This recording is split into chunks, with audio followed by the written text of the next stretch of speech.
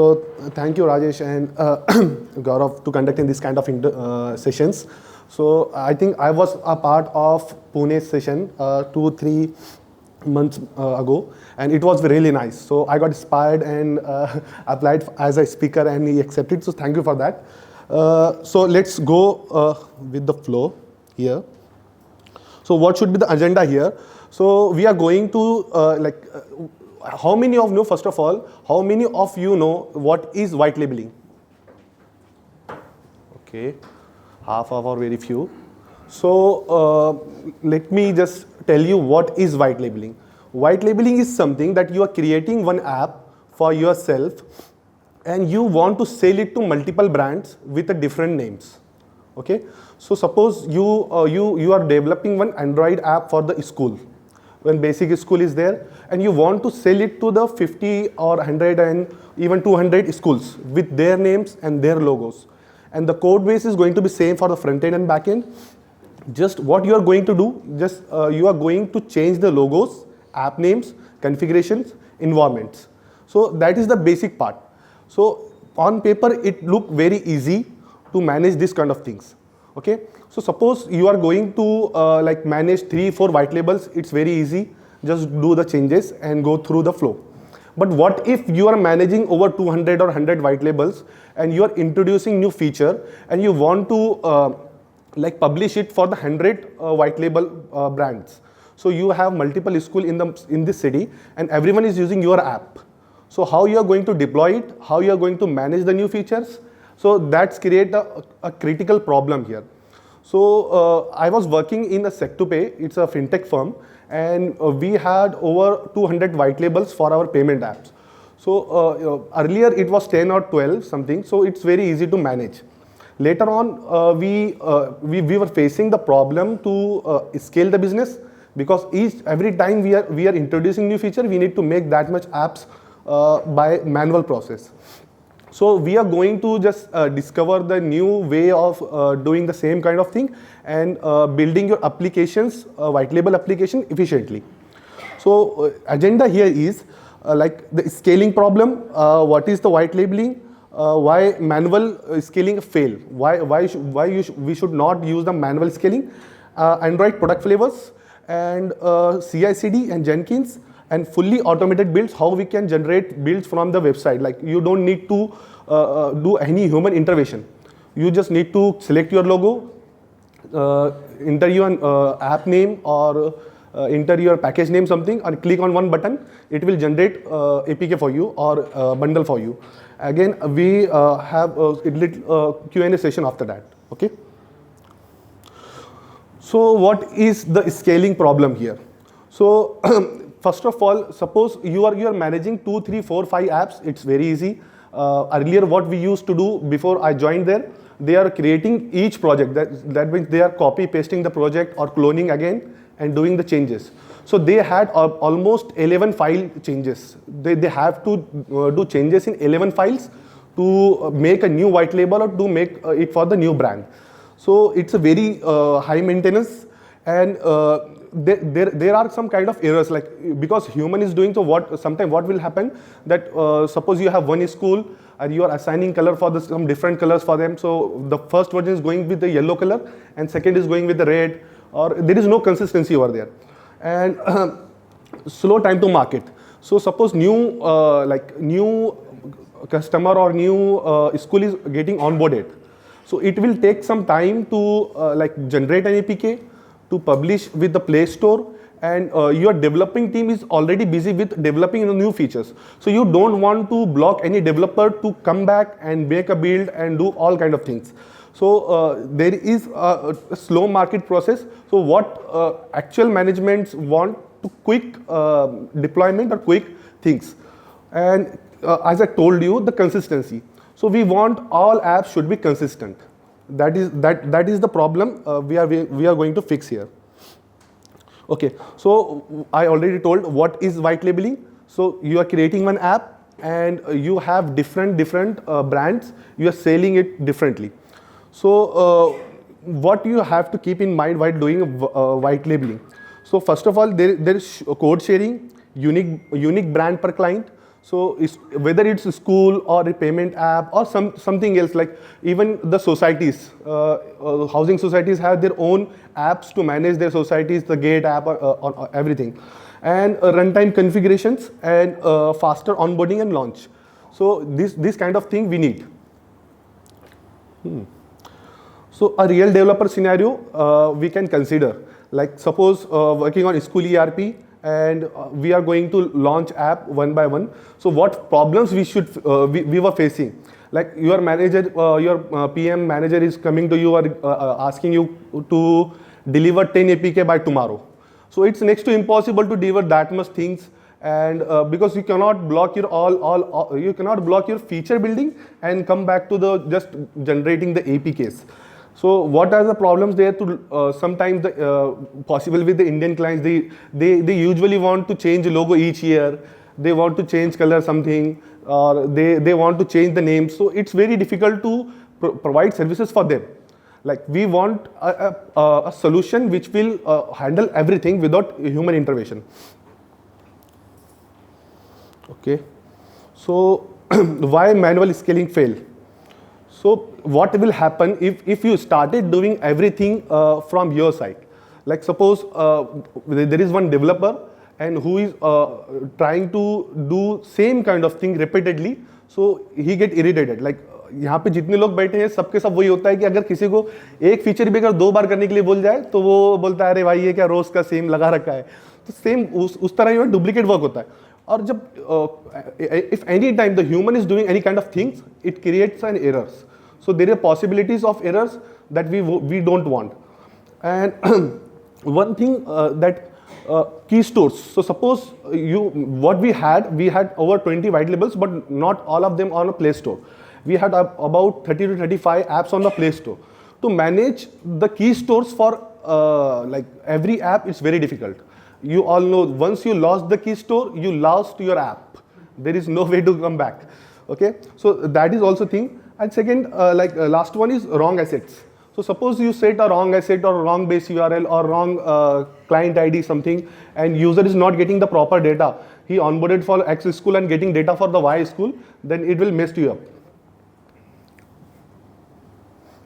Okay. So what is our solution here? So what anybody can think, what should we do here? Like any suggestions? Let me hide this first. Okay. Any thought? Maybe a dashboard-based service. Yeah, you're right. Any other thing like? So how many of you aware of product flavors? Yeah, very few. Like everyone should use. It's very strong thing. It's not only related to the white labeling thing. You can use in your daily managing your DAO or different APKs, DAO prod staging. So what solution we have? So our solution is dependent upon how much white labels you have. So suppose you have only few 10, 12, 30, so you can easily manage by the Gradle product flavors. So Gradle provide the product flavors thing. So what product flavor is? Something like the product flavor is like extension of the same app. So what flavor provide you? It will give you some parameters so that you can change application ID, any resource, any build config on the runtime. So you put your app for the build, and on the runtime, the product flavor is deciding which package name should I pick, because each app have their own package names. So यहाँ पे वो एक चीज़ important है कि Gradle जो product flavor रहेगा वो अपने आप से पिक करेगा जो भी प्रोडक्ट फ्लेवर्स के अंदर जो भी अपन डिफाइन करेंगे, ऐप नेम कौन सा है और एप्लीकेशन आईडी कौन सा है, रिसोर्स कौन सा है. Second thing we have Jenkins pipeline. So how many of you aware of the Jenkins और any CI/CD tool? Very few. और how many of you using for the Android? So what is CI/CD is simply that you are pulling the updated code from your VCS, GitHub, VCS hosting or somewhere. You are building your app and you are directly deploying it. So it's a continuous integration, continuous deployments. And the third solution, which is for like dynamic. So you don't need to do anything, end-to-end parameterized automated CI/CD. So here that thing come the portal. One portal is for you. You just need to create your profile and select your logo, select your app name, select your colors, and click on generate button. It will generate build for you. Okay. Okay. So app architecture for white labeling. So first of all, if you are planning for white labeling और आपके mind में है या फिर आपके management से ऐसे आया कि अपने को इस ऐप को व्हाइट लेबल करना है आगे चल के, तो कौन सा आर्किटेक्चर आप माइंड में रखोगे, आप आर्किटेक्चर को कैसे डिफाइन करोगे, that is very important. So if you are designing your architecture very well, you are going to be like very easy to manage the white labels. And suppose you have very bad architecture or you are not following the clean code, then you need to do multiple changes in multiple files, and it results in the like what we can say, elaborate the things unnecessarily. So what we can do here, first of all, we will collect all the variable data. So what is the variable data among all the apps? So first of all is application ID, logos, and your colors, or what we can say names. So we will collect and we will try to keep in a single file. And it's possible you can keep in a single file, or you can create a different product flavor for it. So thing is that कि अपने को सारा data जो है वो एक ही file में रखना है. अपने अगर अपन मल्टीपल जगह पे चेंजेस रखेंगे तो अपने को उतनी जगह जाके चेंज करना पड़ेंगे. कलर्स अलग जगह पे है और अपने कॉन्फ़िगरेशन अलग जगह पे है, APIs के राउट्स अलग जगह पे है. तो ये सारी चीज़ें. उसके बाद फोल्डर का नेमिंग कन्वेंशन. तो most of the developers I saw that they are not following a proper naming convention in their code bases. I usually review the code for my company. So I found very less amount of developers are following the actual naming convention, what we should follow. So naming convention is very important. So what will happen, you are not only the developer who is going to work on that code base. There are multiple developers, and we should standardize this kind of thing so that everyone can easily understand. Okay. And last and final thing is dependency on backend. So what you have to do here कि आपको आपकी सारी dependency आपके backend पे रखनी है, because you are developing a white label app and everything should be dynamic here. You cannot release for each minor changes. So for example, आपके पास कोई payment gateway integrate करना है और आपके पास 10 white labels है, but आपका एक ही client चाहता है कि उसको payment gateway razor पे वाला चाहिए. सो आपको यहाँ पे पूरे 10 के 10 ऐप को रिलीज करना पड़ेगा, क्योंकि आपको क्या करेंगे कि हम सिर्फ एक क्लाइंट चाह रहा है तो हम एक के लिए कुछ स्पेशल ट्रीटमेंट नहीं कर सकते. We have to publish it for everyone and manage it from the backend. So we will manage the permissions. Like only one should be able to see the razor pay over there. Apart from that one, the remaining 9 will not see the razor pay. And in future, if somebody wants the razor pay, like 2-4 महीने बाद किसी और client को आ गया कि मुझे भी razor pay चाहिए. So now you don't have to do anything because it already published and released, and your code is in the mobile. So you just need to go to your backend dashboard and enable it for that user. So it keeps things very easy for you to manage that kind of thing. So keep one thing in your mind. Try to do everything is on from backend side. There is called a toggle feature something. So just for each client, you are toggling the feature, you are enabling and disabling in as per your requirements. So you can even manage the UI, the server-driven UI. You can manage your themes, the color scheme. Everything should be on your backend side. You can put it on front end or the code. But what will happen? It's make really hard for you to suppose one client want to change the color. So you have to re-release the app. But if you are storing your colors on the backend side, you can dynamically change it. Okay. So So what are the product flavors? So flavors used to create multiple distinct version of an application from single code base. As I already told that there is one code base, and you want to create the multiple version of it with a different name. So what things we can change from the flavors? So first of all, app name, application ID, icons, colors, version name, version code, which we should not do, like because we want the similar version for each app. We can change, but please avoid to do managing different versions for different apps. You should follow the same version code for everyone so that you can enable and disable features easily. We can add build configs, store values in it. We can manage the sign-in configs. So all of your white label apps have different key stores. So you can manage everything at once. And resource value. So I just had one example here. Like we are declaring one dimension of brands, and we have two brands, brand A and brand B. Brand A has a different package name, you can see application ID, and brand B have different. And we are directly assigning the value of app name as a brand, and down below app name as a B brand. So what it will do, once you put your app on the build, it will add one values into your string.xml dynamically, and what should be the value? The app name with a value of B brand something. So one thing keep in mind, if you already have app name on your string.xml, so you have to remove it. Otherwise, it will show you an error of duplicate keys. So there is one thing, or you have to provide the dimension. So suppose you have only one dimension. Dimension is simply like your staging, dev, and prod, whatever you are using. So if you have only one dimension, there is no need to provide dimension for flavor. But if you have multiple dimensions, you need to provide it. So what flavors will do? Okay. So suppose now you want to change this logos for each white label. So you can create one folder into your SRC with the same name of your product flavor. So we named the flavor as brand A.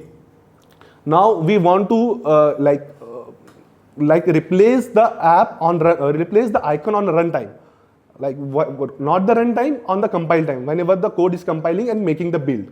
So we can declare the same name as our product flavor name, the folder with the same name.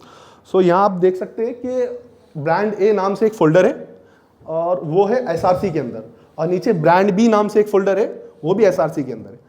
और फिर यहाँ पे जो values अपन रखेंगे, whatever we are putting here, it's going to override with your main. So what you have in SRC, there is one folder for debug, one folder for main. So what we usually do, we will put everything in our main package or main folder. So now what we are putting here, I have added the resource folder, and we have in resource we have drawable, mipmaps, and values. So whenever you are generating the build, it will be replaced and it will pick the image which is present here, the app branding image or app logo image, whatever it. So it will pick that image, not the one which is in your main. So simple as that कि जब भी white label बनाना है तो अपने को अगर सब चीज़ें अपन लोकल पे रख रहे हैं तो सबसे पहली चीज़ कि अपने को प्रोडक्ट फ्लेवर बनाना है. प्रोडक्ट फ्लेवर के साथ एक फोल्डर बनना चाहिए जो SRC के अंदर होगा और उसका नाम सेम प्रोडक्ट फ्लेवर वाला ही रहेगा.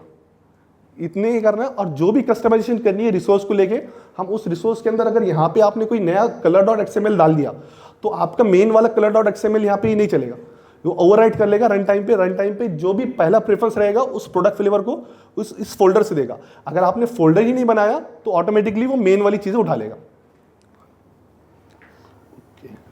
Okay, so there is one more note like here. So suppose you want to add new manifest file for some reason, like you should not. But if there is some case that you want to add new manifest file, then you have to use tools replace property here. So suppose you want to add something like theme. You want to change the theme, but you already define your theme in your main manifest XML, and now you want to change the theme. So here you have to mention this property in your white label manifest, like tools replace and whatever property you are replacing. So in that case you will write the theme. So you are going to replace theme on build time.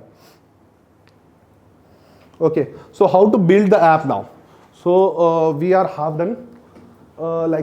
So you created white label product flavors, you added the folders, and now how to create? So there is one command to create all white label at once. Suppose you build one important feature and you want to deploy it for everyone.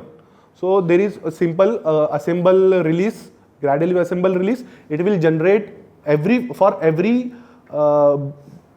build type for every flavor. But if you want some specific app should be built, because suppose you have 30 apps, it will take huge time to generate that build, and you want just one. So what you can do, it will convert it on brand A side. So you want to generate a build. So suppose we want to generate APK. So we need to run the command Gradle if assemble a flavor name. So flavor name is on the Gradle side. It will be converted to brand underscore A. If you are declaring as a brand underscore A, the first letter should be it will convert it to the capital. So you can execute the command assemble flavor name and build type. So what flavors will do? Suppose you have 10 flavor and 2 build types. Flavor and build types both are the different thing. Build types are your debug build, release build, and profiling build. And you have 10 product flavor. So you can run app in different 10 into 2, 20 apps. So you have 20 options to generate. So you just need to run if you want to generate APK, just run assemble, product flavor and build type. And if you want to get the bundle, flavor and build type. Okay, so long story short, to integrate this product flavor, just conclude this. Add product flavor in app/build.gradle, create folder in SRC directory, add all variable resource over there, sync your project and build. Damn, you are done there. So we completed the first part, not the worst. So we completed the first part. Like you have 10, 20 white labels, you can easily manage from here. Okay. So now the Jenkins pipeline. So those who don't know, the Jenkins pipeline is the CI/CD. So it's a continuous integration, continuous deployment. So suppose like you are adding one script to generate your apps. So why we should use Jenkins? First of all, it's open source. It's open for everyone. You can host your own on your own EC2. Second, like it supports multiple plugins. So it has huge marketplace of that plugins. You can use plugins in your Jenkins freely. So there are few plugins for GitHub, Docker, Kubernetes, and you can even publish your app on Play Store without anything. Like suppose you are following the branching strategy as release, master, dev, or UAT. So once you pushed your code to the master, it will automatically fetch all your code and make the build and publish on the Google Play Console. So you don't have to do anything. It will not publish on the release, it will publish on the internal track. Okay, so it will reduce the manual work and speed up the development process, so you don't have to create the build, it will manage everything automatically. Okay, so this is the simple workflow of your CI/CD.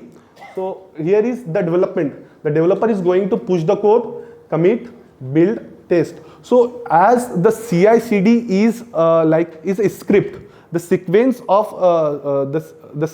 of like task. So there are multiple tasks over there. So once you commit, what it will do? It will build it. It will test it. So suppose you have the test cases in your app. So it will execute all of the test cases and give you the result. How many have got failed and how many is succeeded. And you can reject build from there. So if your test cases got failed, you can return and you are not going to publish that app on anything. So we have stage and deploy. So it's mostly used in the backend side. I don't think Android developers are using that much the CI/CD, because backend side what will happen, you are pushing the code on dev, UAT, prod, it should automatically reflect to the respective servers. So it's mostly used in backend, but we can also use in the front end side. And Jenkins provide multiple what we can say plugins. So that plugins will drop you message, email that that app got published, new branch, what was the coverage of the code, everything. So there are huge amount of plugins over there. Okay, so Jenkins files, sorry. So Jenkins file is there. So there are multiple ways to add Jenkins. You can use your freestyle project or multiple things. So one common thing that most of the developers use to add Jenkins files on your root of your project, and this is the bare minimum Jenkins files look like. So there is one agent. Agent is like there is one server where Jenkins is installed, and to build your application, Android application, you need one machine, whatever machine it should be. There should be one computer. So agent is nothing but one machine who is going to generate your build. So here you can see we define agent as any. Agent should be, suppose you are working on backend project, so you can use the Python, not the Python, Node agent and something. So we are using any. If you are like building multiple app at a time, you should have a huge machine for that, at least 24 MB of RAM and premium hardware something for that kind of thing. So you can see the agents is there, stages. So stages are collectively the group of stage. Like you can see the test. You can consider as a heading of your script. So in stages you are going to add like test, build, deploy. There is steps. Steps are actual steps is going to follow. And again there is sh. So suppose you want to execute one command on that machine, the agent. So you can use sh over there. Sh will execute that command. And the JUnit. So it's provided by the plugin. So what you want to execute your test cases and give you the report. So you can install a JUnit plugin on your Jenkins, and it will mail you what was the coverage, how many test cases got failed, and what is the status over there. So this is the minimum Jenkins file look like: pipeline, agent, stages. There is also one more thing which I think I forgot to add: post, which you know the finally block which every time executed, it's something like that. Post will execute it every time. It's just for the cleanup. Okay, so triggering the pipeline. So suppose you have Jenkins servers and you have Jenkins files on the server. So how we are going to trigger? So there are multiple ways to trigger that Jenkins files. First of all is cron.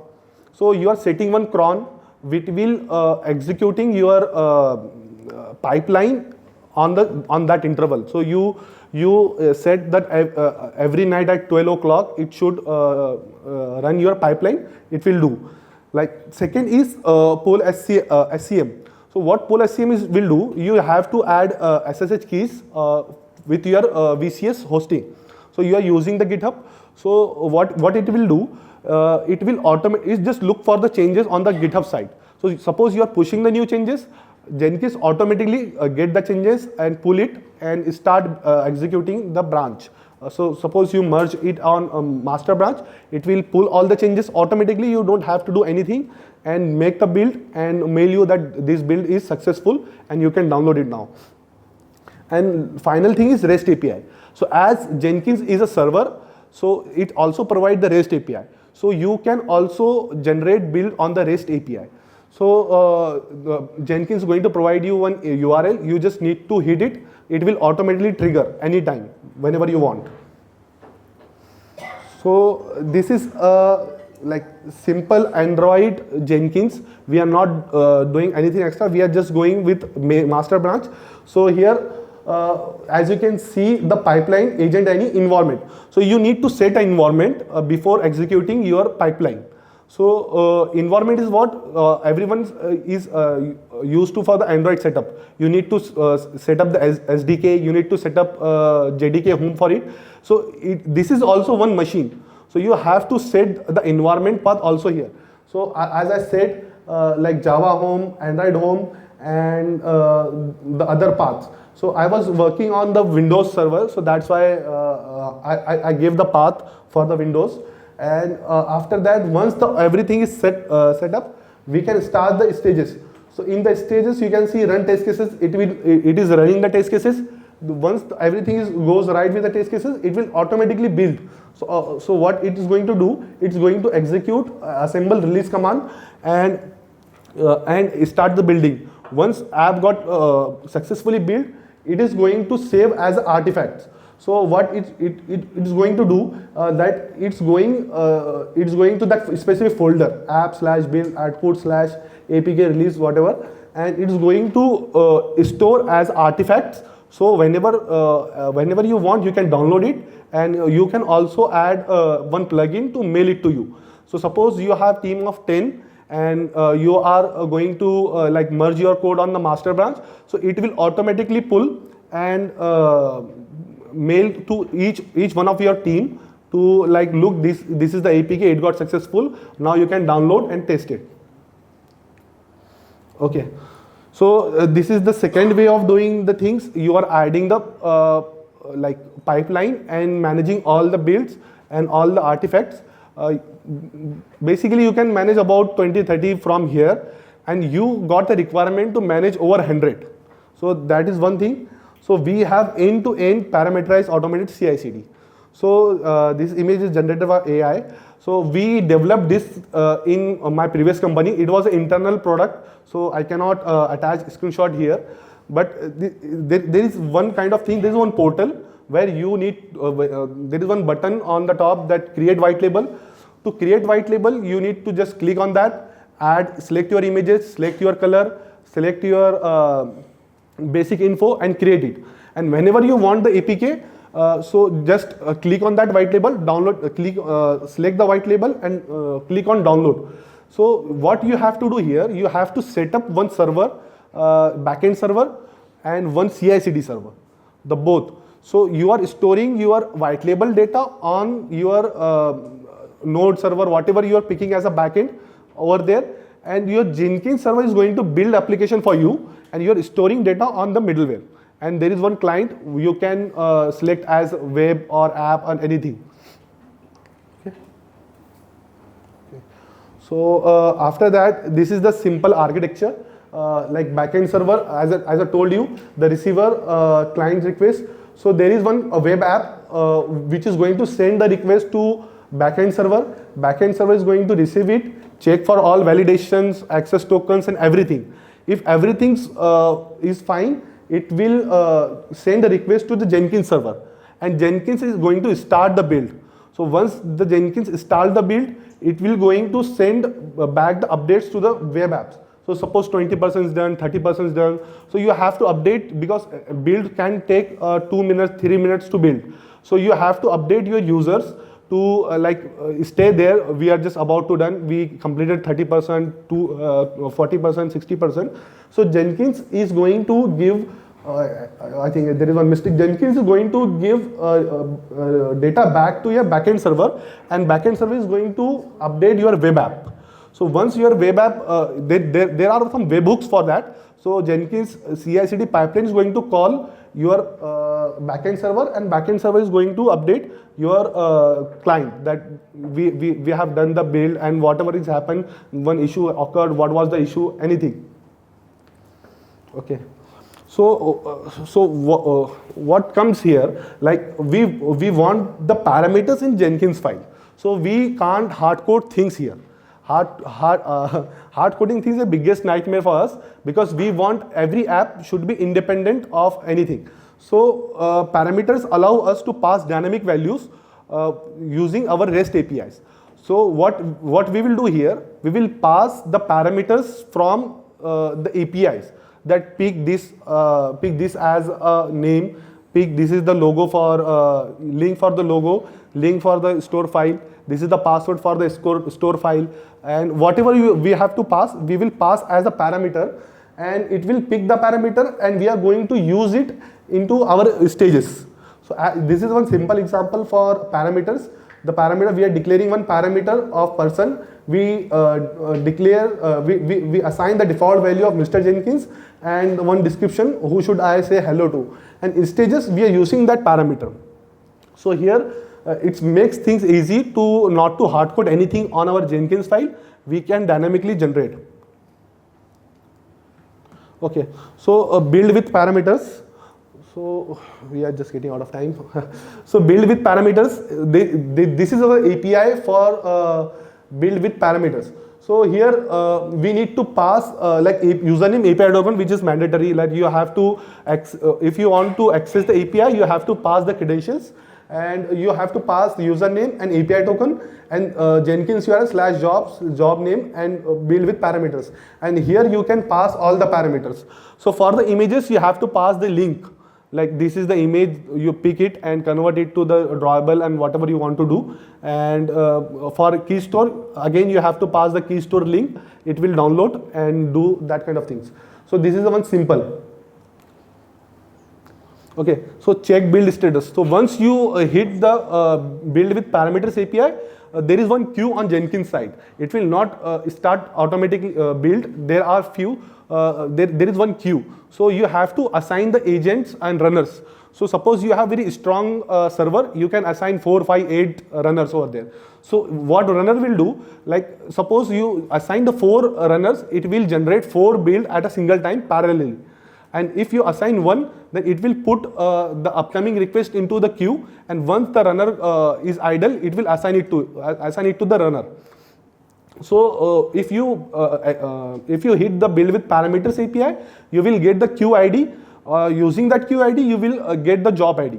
So once you got the job ID, you can check status of that job, whether it's success, failed, or what is the link of artifacts. Everything about that job you will get there. So this is the API to get job data. Okay, so now you will not able to see, I don't think. So let me just magnify this. नहीं होगा? It's a slide, right? हाँ, it's a slide.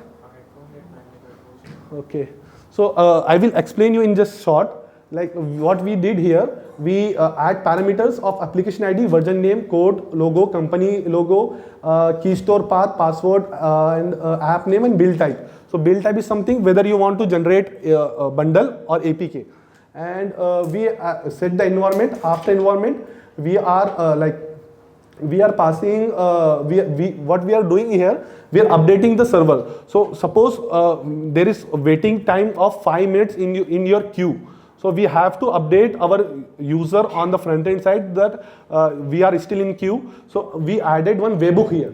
So what webhook is going to do is going to update your client that okay, we were in the queue, now we started the build, and once we pass this, again after that we need to clear old configuration, because Jenkins store data from the previous build. So it maintain one folder. So we have to clear like old configurations and old like builds, everything. So I defined one stage for that. It will clear the app logo, company logo, Jenkins key stores, everything. It will clear it, and now we will download the new things. So what update configuration stage will do, it will go to the app/build.gradle, and it will replace the version application ID which ID we are passing from the parameter. So वो क्या करेगा कि वो जो parameter के अंदर जो अपन ने ABC जो भी डाला है एप्लीकेशन आईडी, वो पिक करके उस ग्रैडल फाइल में असाइन कर देगा. तो ऐसे करके वो ग्रैडल फाइल के अंदर 4-5 जितने चेंजेस रहेंगे वो सारे चेंजेस को कंप्लीट कर देगा. सो अपने को उसका टेंशन नहीं लेना है, अपन बस पैरामीटर में पास करेंगे, वो पैरामीटर से खुद पिक करके एक्चुअल फाइल के ऊपर रिप्लेस कर देगा. उसके बाद अपने पास डाउनलोड लोगो करना पड़ेगा. सो क्योंकि अपन लोगो का URL पास कर रहे हैं, so what we have to do, we have to download that logo and place it over there. So we were using this PNG logos which we should not, so we have to use mipmap. So अपने को mipmap use करना चाहिए. After that we are going to set the company logo, and thus we have to download and paste our configuration key store file. So once we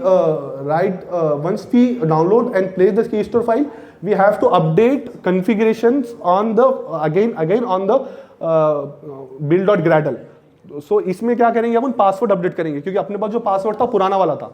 अब पुराना वाले की store का password नहीं चाहिए, अभी अपने को नए वाले की स्टोर का पासवर्ड चाहिए। सो वो नए वाले की स्टोर का पासवर्ड अपन यहाँ पे सेट कर लेंगे। उसके बाद अपन चेक करेंगे कि पैरामीटर के अंदर क्या पास हुआ है।